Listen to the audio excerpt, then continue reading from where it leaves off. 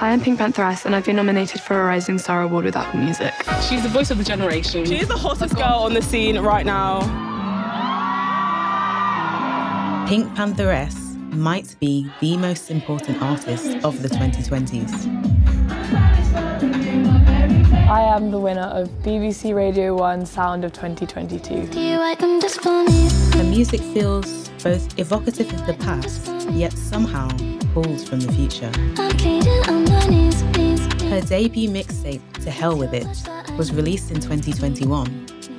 It capped a whirlwind year in which the 21-year-old went from studying film at university to having a string of top 40 hits and being covered by Coldplay. Just for me. But what factors allowed this to happen? And what impact has her iconic sound had on the wider music scene?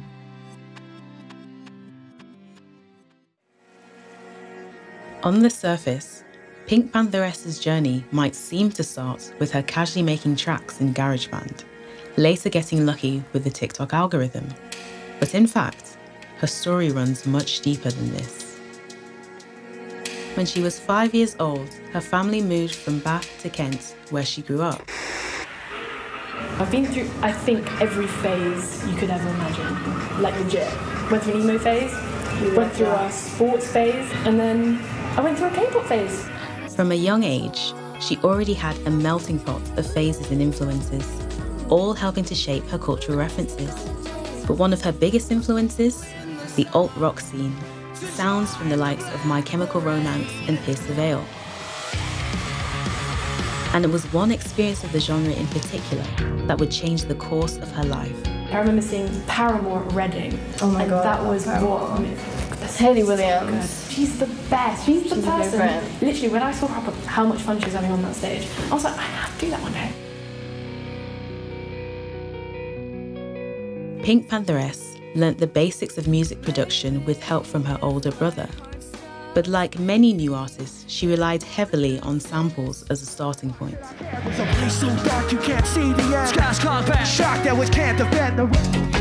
crashed my car right into a tree. It was only last week you said we don't really have that much in common.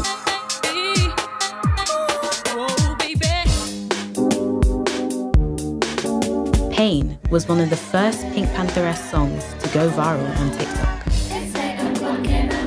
Sampling the 2001 UK garage smash Flowers, she cleverly tied in a number of trends that have populated the internet in recent years. The Beats to Study To movement, Vaporwave's use of electronic samples, and the chopped and screwed technique of slowing down every element of a song. TikTok is an app near perfect for the underdog, a platform built on trending moments. The app has 1 billion monthly active users, all hungry for the newest craze or sound. TikTok became Pink Pantheress's playground, with the artist maybe being the single best example of the power of virality. For me, it wasn't just like, oh, I posted it and it did well. Like, you can ask any single of my friends, the year before, I was like practicing for this shit. Legit, Really? I was low-key figuring out the algorithm, how it worked. I did so much research. That's wild. Strategically posting song snippets to judge listener reactions, she paid careful attention to the formulas and algorithms. For me, I just felt like if I'm going to try using it as a way to kind of get my music out there, might as well do it right. Like, why do it like half-assed? Unanimously, everybody rocking with her on TikTok. And I think the part I liked most was her singing, and then she was kind of like ad-libbing too. In the background, you heard that? That shit put me in a trance. No, for real. Did you ever want me? No worries if not. It's just that I told my mom she thinks we're still going strong. Her lyrics are continuously irreverent and quirky, communicating breakups, self-angst, and the difficulties of young adult life. This makes them primed for adoption on TikTok, where memes and trends are repeated endlessly in its carousel of lip syncs and musical snippets. When you wipe your tears, do you wipe them just for me? It's 8 o'clock in the morning, now I'm entering my bed. The songs are so short as well, like they're super catchy. I'd say queen of the 2-minute a track, Pink Pantheress. Said I had to clear up. Short, hooky, and addictive, Pink Pantheress's songs are designed to be put on repeat. Where it's just like, it has that replay value. This is the type of song you just put on repeat, you know, for like an hour long and just never get tired of it. Nothing On to Hell With It clocks in at more than 2.5 minutes. In fact, the 10-song mixtape lasts just over 18 minutes. I know I joke all the time about my songs being super short and it being like a half an hour set or whatever, but I'm really thankful that you're here. Like, it's not just the short and catchy hits that keep people coming back for more. Most fans comment on her unique sound, which feels both familiar yet fresh. You know what it sounds like? It sounds like something from the past, but made in the future. And here comes one of the key ingredients to her mix, utilizing a moment in time that got lost. As a nation, we kind of went through this really cool moment in like 2000, like in not early 2000s, but more like mid 2006 to like 2010, where we had artists like Example, we had artists like Lily Allen, Jamie T, we had Just Jack, a group of artists that kind of had this like really sick alternative pop kind of rap even sound. By marrying this much-loved but forgotten sound with an extensive range of influences, the artist found a formula primed for global success.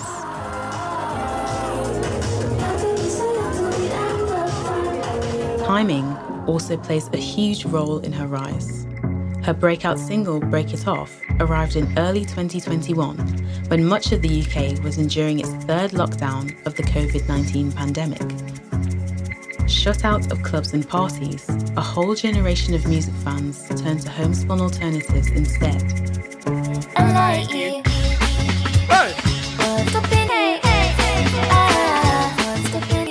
Break It Off is the perfect bedroom disco tune. Built on a sample of Adam F's 1997 track Circles, Pink Pantheress took the core drum and bass sounds, breakbeats and dubby sub-bass, and respun it with her signature vocal. The result?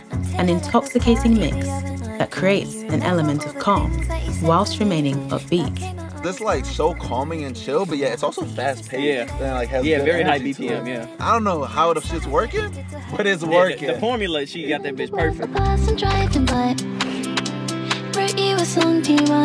Pink Pantheress has only spent a year in the spotlight, but her influence is already being felt across genre lines. London rapper Central C sampled Just For Me, resulting in a top 10 hit and further cementing her as a recognised artist. I hope a trap boys your type, why? Cause I don't have a 9 to 5. Alright, I get that your standards high, but I'm not a random guy. Central C's peers in the UK rap scene were clearly listening.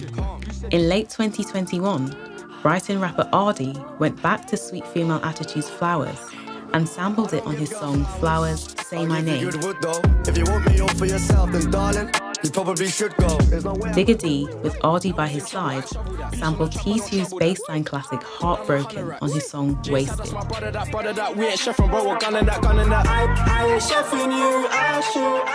These kinds of cyclical episodes come around with a predictable regularity, so it'd be hard to credit Pink Pantheress as the sole reason for the current wave.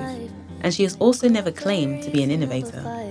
Speaking to The Face, she said she rejects the genre tag new nostalgia, as it's kind of insinuating that what I'm doing is new when it's not. In a separate interview, she told NPR that people overseas need to realise that these sounds weren't started in my bedroom, but began yonks and yonks ago by artists like Shy FX.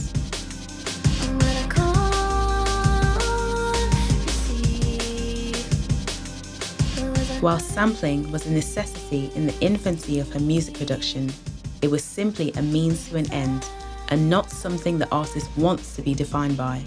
Previously, when I first started out, used samples. So now these days, it's like, do I want to? I don't want to continue with the whole sample. I want to actually create original like music now, and I have the ability to do that because I'm working with people that can do that. Whereas me myself, I'm not a good enough producer to it myself. Whereas now it's like I've got the facilities to do it.